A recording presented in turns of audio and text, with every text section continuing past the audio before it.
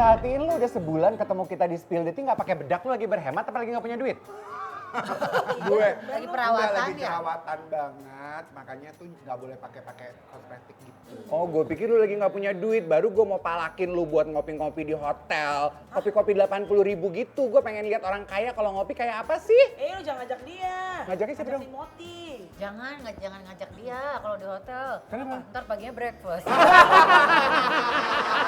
Apa si Timothy ini?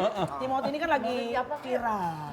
Timothy ini tuh dia tuh suka Viral. suka ngajarin jualan kripto, buka kelas, gitu-gitu loh Hesti. Influencer zaman sekarang. Dia viralnya Sering apa, ini, Mel? apa ngasih lihat barang-barang mewah. Dia flexing kekayaan. Kalau dia iya. mainannya bukan barang mewah ya, Ren? Dia bukan kekayaan deh, kayaknya dia flexing kepintaran kayaknya, Bu. Wih, Iya, Ada kan? apa yang dia lakukan di hotel ini? Enggak, dia kan pertama kali menyita perhatian publik ketika kontennya dia yang tadi kita spill itu yang dia bilang, lu buang duit 80.000 ngopi di hotel mewah supaya lu lihat kalau orang kaya itu attitude-nya kayak apa. Terus kan itu di stage tuh sama Reza Arab. Terus kan banyak menimbulkan komentar Pro dan netizen, pro dan kontra. 80.000 mendingan aku makan seminggu, ini itu gitu. Tapi I get his point loh. Iya, Juga maksudnya, juga I get maksudnya his bukan suruh kalian punya 80.000 terus kalian hamburkan. Iya. Maksudnya apa ya, untuk menghabiskannya di tempat yang tepat. Iya betul. Dan menurut aku rasa percaya diri itu yang kan banyak orang yang bilang ini, aduh Reza Arab sama Timothy beda vibe-nya. Menurut aku rasa percaya diri itu juga kelihatan sebetulnya dari Reza Arab ya. Yang akhirnya komentarnya Arab lebih jelas hartanya dari mana karena emang kelihatan kerjanya. Lah kalau si Ono tiba-tiba aja jadi kaya raya. Which kemudian akhirnya diskusinya ke hal ini. Jadi panjang gitu. Sekarang itu banyak orang yang asli kaya atau pura-pura kaya hanya di depan kamera. What do you guys think? Iya. Oh banyak, ya. Sebenarnya kan ada yang bilang juga kalau kayak orang kaya tuh justru lebih silence gitu kan. Yang bener-bener emang apa ya dari lahir udah kaya, apalagi. Yang bahaya adalah ketika orang itu berperan pura-pura kaya untuk di dalam sebuah social circle. Oh, bukan untuk konten tapi untuk pretending supaya diterima fit in dalam pergaulan. Banyak. Ya. Sekarang gini deh, nggak usah ngebahas pura-pura kaya apa enggak. Kalau tadi kita masih sibuk mempertanyakan, jadi Timothy ini pura-pura kaya apa kaya? Kalau sehari 14 juta pengeluarannya dia, Kaya, Bo. tapi cepet banget. Kaya, Bo. Karena gue tuh nggak 14 juta loh, Bo. Kalau nggak salah Timothy ini bilang deh. investasi ya. berarti yang Kalau nggak salah, jalan. tapi coba ntar double check ya. Untuk dapat uang cara tercepat, itu adalah salah satunya yang paling cepat instan. Kripto ya? Gue pengen cepat kaya soalnya. Kita spill dulu video pernyataannya Timothy mengenai sehari 14 juta.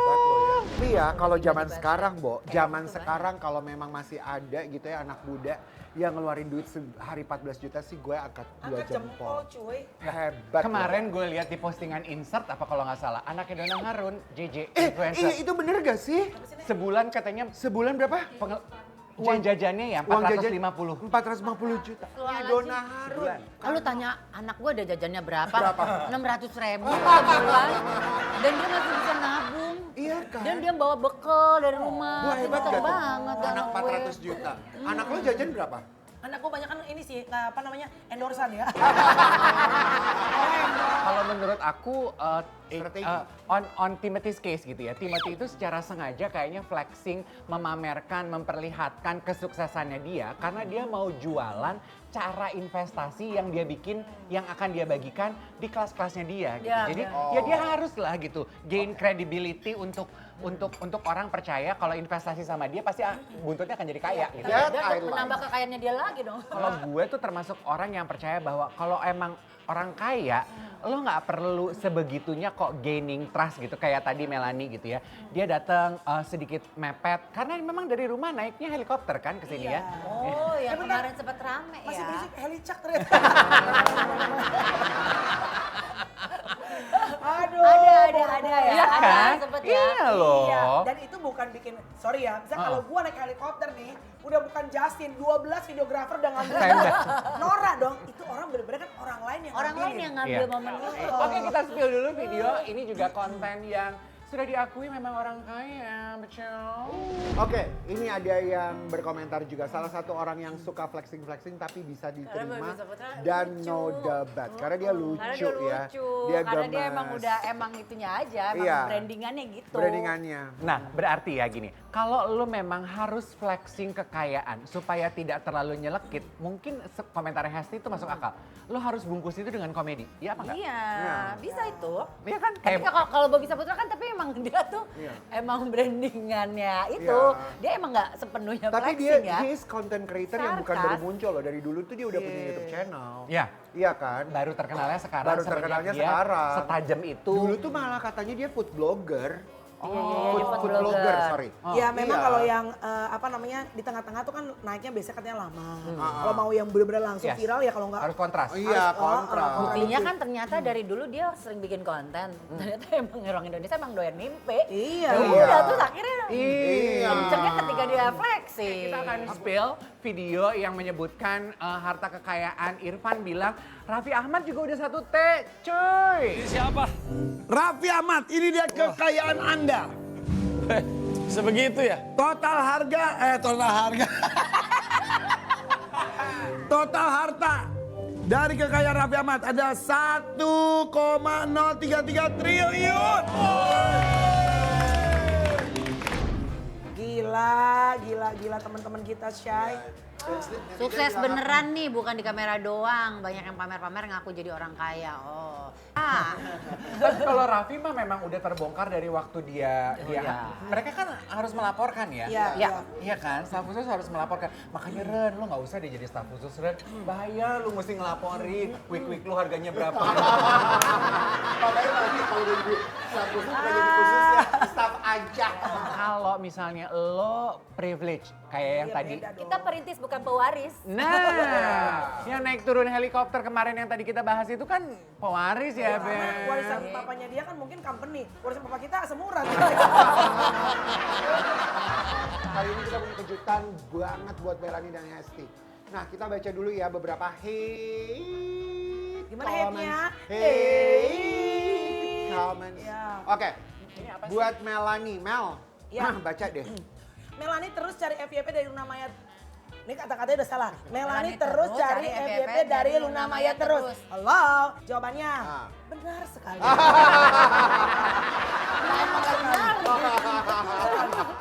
Ini kemarin gue share tuh again di acara Good Friends. Pansos itu dibutuhkan dalam hidup. Betul. Bener nggak?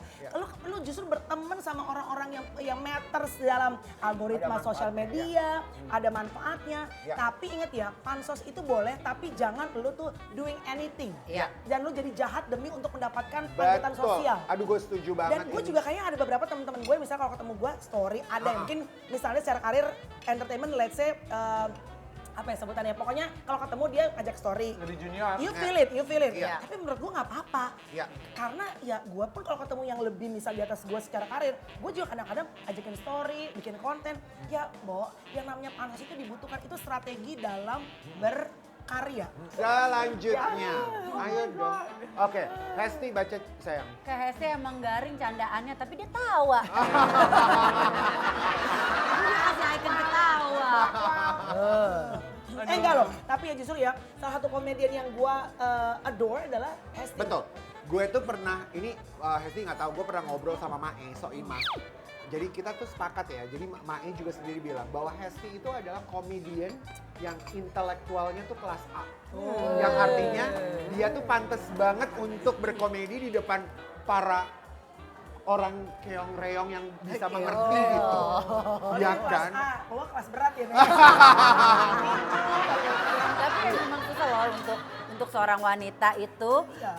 bekerja di dunia komedi. Iya. Emang itu tuh ranahnya cowok banget. Iya. Cewek itu memang kejam ya.